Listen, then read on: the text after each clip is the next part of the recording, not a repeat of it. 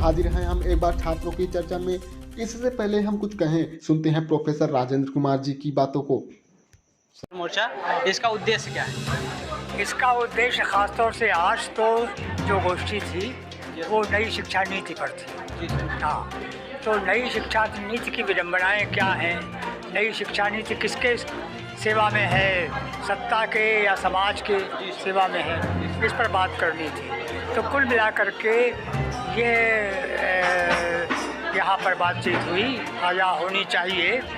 वो बात मूल ये है कि शिक्षा एक ऐसा माध्यम है जिसके ज़रिए मनुष्य को मनुष्य बनाए रखने की पहले कोशिश की जाए, है ना। मनुष्य बने रह सकेंगे तभी कुछ और बनेंगे। तो आज ऐसी स्थितियां हैं जिनमें मनुष्य बने रहना संभव नहीं हो पा रहा है, संवेदनशीलता का ह्रास हो रहा है। तो ऐसी शिक्षा जो हमको विवेकवान बनाए, संवेदनशील बनाए और एक मनुष्य के रूप में अपने समाज का हिस्सा बनकर हम क्या सार्थक होने का लक्ष्य बना सकते हैं, इसके बारे में एक प्रारूप हमारा मन में हो, तो ऐसी शिक्षा हमको मिलनी चाहिए। इसी पर यहाँ बातें हुई आज।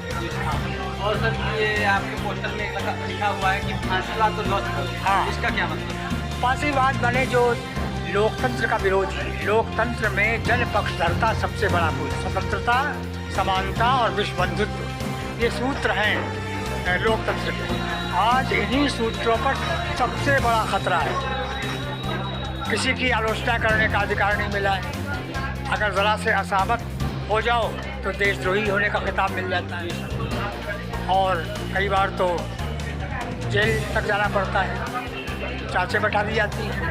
तो आज ये जो लोकतंत्रात्मक समाज में अपनी बात खुलकर कहने की आज़ादी होनी चाहिए, वो आज़ादी अब छिन रही है। इसी को कहते हैं फांसीवाद। यानी एक जो सत्ता ऐसी होती है जो निरंकुश मनमाने तरीके से जो चाहे मनवा ले, जो सत्ता ऐसी होती है उसे कहते हैं फांसीवाद। थोड़ा बताइए कि जो ये आप लोग मोर्चा निकाले हैं, आप लोग छात्रों को क्या संदेश देना चाहते हैं कि इससे छात्र जागरूक हो, या फिर क्या आगे मतलब उनका क्या सम्मेलन किया जाए, मतलब क्या आप कुछ बताएं? देखिए, सबसे पहले हम लोग जो आज अपना सम्मेलन किए हैं, अपना चौथा सम्मेलन, उसका मुख्य उद्देश्य ऐसे छात्र छात्राओं को गोलबंद करना है जो कि अपनी पढ़ाई लिखाई के साथ साथ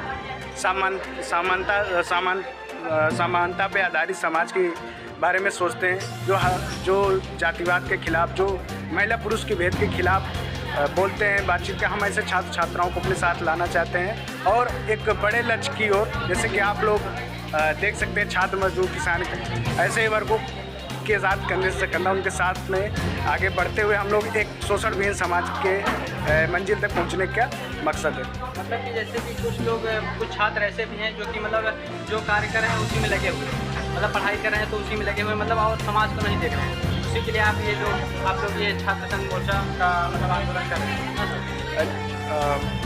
एक बात, ये थोड़ी बहुत बात सही भी है।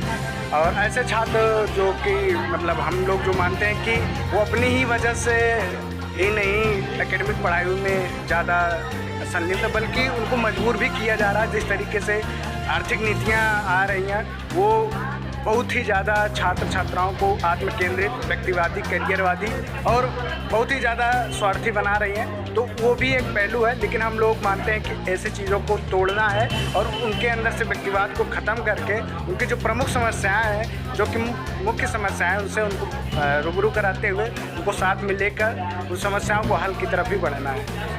और सर, ये जो नई शिक्षा नीति आई है, इसके बारे में आप क्या कहना चाहते हैं? सरकार को इसके लिए क्या करना चाहिए?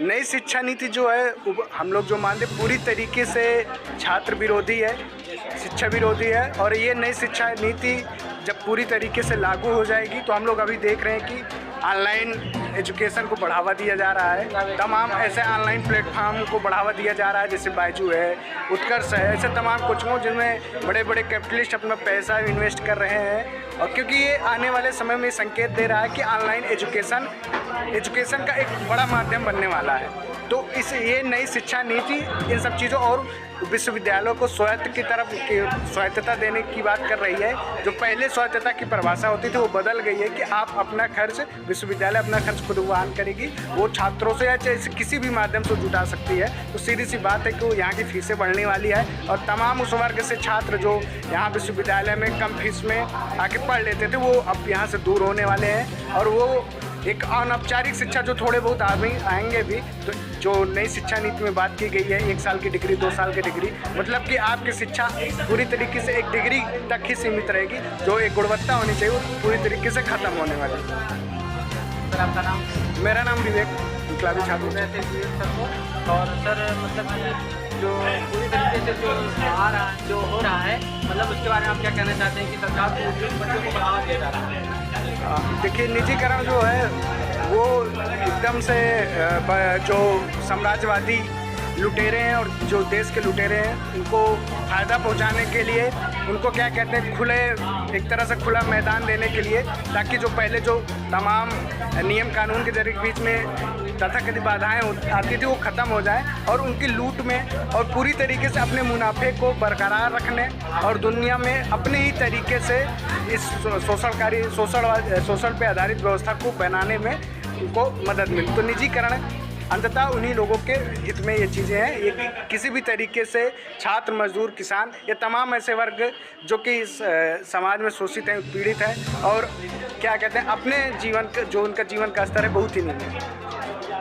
धन्यवाद सर। हाँ, तो इनकलाबी छात्र मोर्चा के अध्यक्ष और हमारा नाम सुनो निश्चय है।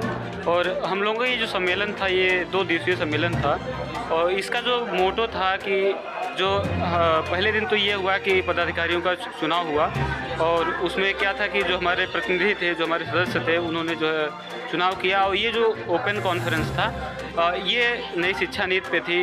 हमारी जिम्मेदारियां क्या हैं इस बात पे, जिस पे प्रोफेसर राजेंद्र कुमार जी ने अपनी बात रखी, वंदना भगत जी ने अपनी बात रखी, आनंद मालवीय जी ने अपनी बात रखी।